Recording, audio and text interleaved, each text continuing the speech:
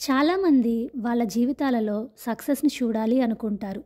కానీ వాళ్ళు అంతవరకు చేరుకోవడంలో విఫలమవుతూ ఉంటారు. దాని అర్థము సక్సెస్ అంటే ఇంపాసిబుల్ అని కాదు.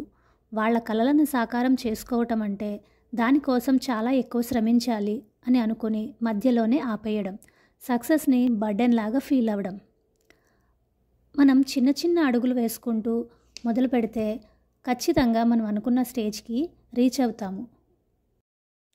ఇలాంటి ఆలోచనలు కలిగిన మెహ్రా స్టోరీని మనం ఇప్పుడు తెలుసుకుందాం. మెహ్రా క్లాస్లో ఒక యావరేజ్ స్టూడెంట్. తను ఎప్పుడూ డల్గా ఉండేది. తనకు ఒక రకమైన ఆలోచన, తన ఫ్రెండ్స్ అందరూ ఇంత కాన్ఫిడెంట్గా, ఇంత హ్యాపీగా ఎలా కమ్యూనికేట్ చేస్తున్నారు, ఎట్లా చదువుకుంటున్నారు అని. మెహ్రా వాళ్ళ ఫ్రెండ్స్ అందరిలాగా బాగా చదువుకోవాలి, క్లాస్ ఫస్ట్ రావాలి అని అనుకునేది. రోజుకి 3-4 గంటలు కంటిన్యూగా చదువుకునేది ఇంటికొచ్చిన తర్వాత. అలా ఒక 10 రోజులు చేసిన తర్వాత తన వల్ల కాక వదిలేసేది. అలాగే తనకి డ్యాన్స్ అంటే చాలా ఇష్టం. డ్యాన్స్ ప్రాక్టీస్ చేసేది. ఒక 10 రోజులు అయ్యాక ఆ డ్యాన్స్ ప్రాక్టీస్ని మానేసేది. అట్లా ఏది మొదలుపెట్టినా సరే ఒక 10 రోజులు చేసి అది చాలా కష్టంగా ఉంది బాబోయ్, నా వల్ల కావట్లేదు అనుకొని మానేసేది. ఎప్పుడు ఓవర్ నైట్లోనే తను పర్ఫెక్ట్ అయిపోవాలి అనుకునేది. మెహ్రా ఒకరోజు వాళ్ళ నాయనమ్మ ఇంటికి వెళ్తుంది. ఆ టైంలో వాళ్ళ నాయనమ్మ ఊరగాయ పెట్టడానికి మామిడికాయలన్నీ కోస్తూ ఉంటుంది. మెహ్రా వాళ్ళ నాయనమ్మని చూడగానే, నానమ్మ నువ్వేం చేస్తున్నావు అని అడుగుతుంది.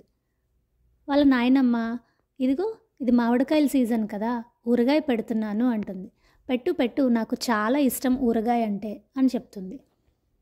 ఎందుకుగాని తల్లి, కానీ నువ్వు కాసింత ఓపిక పట్టాల్సి ఉంటుంది అని అంటుంది నాయనమ్మ. ఎందుకు నాయనమ్మ అంటే, ఊరగాయ అంటే ఒక్క రోజులో అయిపోయేది కాదు తల్లి, చాలా టైం పడుతుంది. ఒక్కొక్క రకమైన ఊరగాయకి ఒక్కొక్క టైం పడుతుంది. కొన్ని అయితే 1 వీక్ పడుతుంది, కొన్ని అయితే 1 మంత్ కూడా పడుతుంది ప్రాసెస్ అంటుంది. అయ్యి బాబోయ్, అన్ని రోజులు నువ్వు ఎలా చేస్తావు నాయనమ్మ అంటే, మరి చేస్తేనే కదా ఊరగాయ వస్తుంది, కొన్ని రోజులు చేసి మానేయచ్చు కదా నాయనమ్మ అని అడుగుతుంది.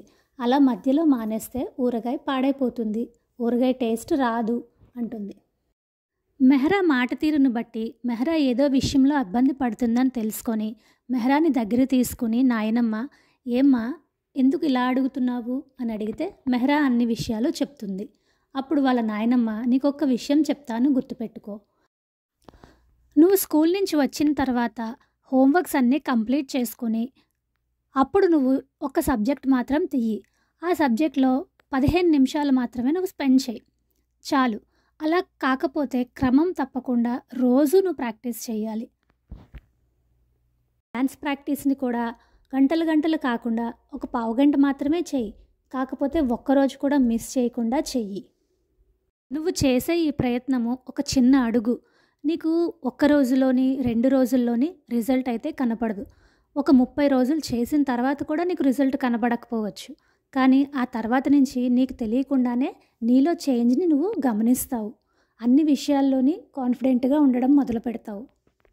మెహ్రాలో వచ్చిన ఈ మార్పుని వాళ్ళ క్లాస్మేట్స్ అలాగే వాళ్ళ టీచర్స్ అందరూ కూడా గుర్తిస్తారు. ఆ ఇయర్ తను స్కూల్లో క్లాస్ ఫస్ట్ వచ్చింది. అలాగే తను డ్యాన్స్ కూడా స్టేజ్ పర్ఫార్మెన్స్ ఇచ్చి ఆ ఇయర్ ద బెస్ట్ డాన్సర్గా మంచి అవార్డు కూడా తీసుకుంది. మెహ్రా వాళ్ళ నాయనమ్మ చెప్పినట్టుగా ఒక్కొక్క అడుగు వేసుకుంటూ సక్సెస్ వైపుకి పయనించింది. అప్పటి నుంచి తన జీవితంలో అన్నీ సక్సెస్లే. స్టోరీ నచ్చినట్లయితే ఒక్క లైక్ చేయండి. మీ లైక్ నా ఛానల్ గ్రోత్కి ఎంతో హెల్ప్ అవుతుంది. Please do like, share and subscribe. Thank you.